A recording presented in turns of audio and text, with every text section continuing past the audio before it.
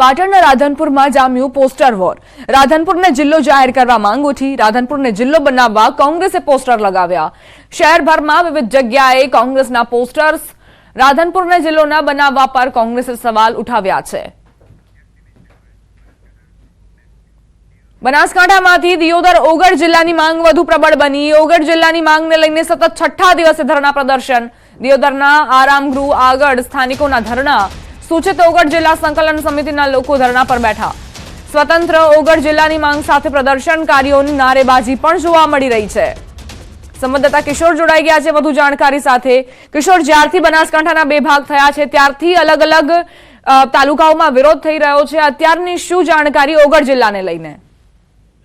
જે બનાસકાંઠાના બે ભાગ કરવામાં આવ્યા હતા તેને લઈને ધાનેરા, કાંકરેજ અને દિયોદરના લોકો છે તે વિરોધ નોંધાવી રહ્યા છે।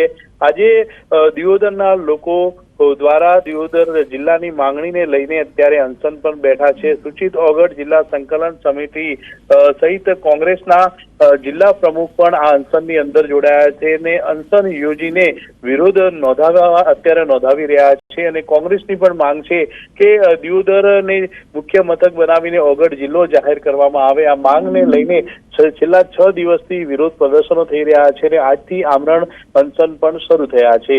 ત્યારે કાંકરેજના લોકોની માંગ છે કે કાંકરેજને પાલનપુર અથવા બનાસકાંઠા જિલ્લામાં જ રાખવામાં આવે। ત્યારે થરાદને જિલ્લો મળતા થરાદના લોકોમાં અત્યારે ખુશીનો માહોલ છે। જિલ્લાના વિભાજન બાદ ક્યાંક ખુશી છે તો ક્યાંક લોકોનો વિરોધ પણ જોવા મળી રહ્યો છે। આભાર કિશોર, જાણકારી આપવા માટે। અમરેલી લેટરકાંડ મામલે પાટીદાર દીકરી પાયલ ગોટીના સમર્થનમાં આવ્યા કોંગ્રેસ નેતા પરેશ ધાનાણી। કોંગી નેતાએ પાયલ ગોટી માટે ન્યાયની માંગ કરી।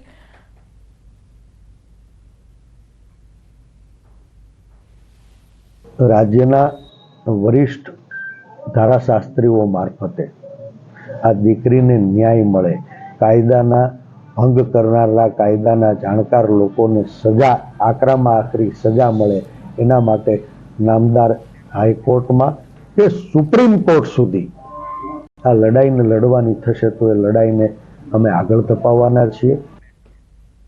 નવસારીના બિલીમોરા નગરપાલિકાના અધિકારીઓની ગંભીર બેદરકારી સામે આવી। પાલિકાના અધિકારીઓએ પાલિકાના કર્મચારીનો જીવ જોખમાય તે રીતે કામ કરાવ્યું।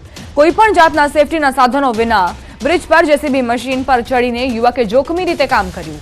મહત્વનું છે કે રેલવે ઓવરબ્રિજ પર લોકોના પતંગની દોરીથી જીવ બચાવવા પાલિકા તંત્રએ પુલ પરના સ્ટ્રીટ લાઇટ પર તાર બંધાવ્યા, પરંતુ તાર બાંધવા માટે કર્મચારીને લિફ્ટની જગ્યાએ જેસીબી મશીન પર ચડાવ્યો। ત્યારે કોઈ દુર્ઘટના બને તો જવાબદારી કોની રહેશે તેવા સવાલ ઉઠી રહ્યા છે। બિલીમોરા પાલિકા તંત્ર સામે પણ સવાલ ઉઠ્યા છે। પ્રશાસનને પાલિકાના અધિકારીઓને થોડી સાવચેતી રાખવી જોઈએ કે જ્યારે તમે કર્મચારી પાસેથી કામ કરાવી રહ્યા હો અને ત્યારે દુર્ઘટના બને તો કોણ જવાબદાર? કોઈ દુર્ઘટના ઘટે ત્યારબાદ પાલિકાના જે અધિકારીઓ છે તે તપાસની વાતો કરતા હોય છે, પરંતુ પહેલા કોઈ જ સેફટી નથી રાખવામાં આવતી। શું પાલિકા પાસે લિફ્ટ જેવા સાધનોનો અભાવ છે એટલે જેસીબી મશીનનો ઉપયોગ કરવામાં આવ્યો? ચાલુ જેસીબી મશીન પર ઉભા રહીને કામગીરી કેમ તે એક મોટો સવાલ।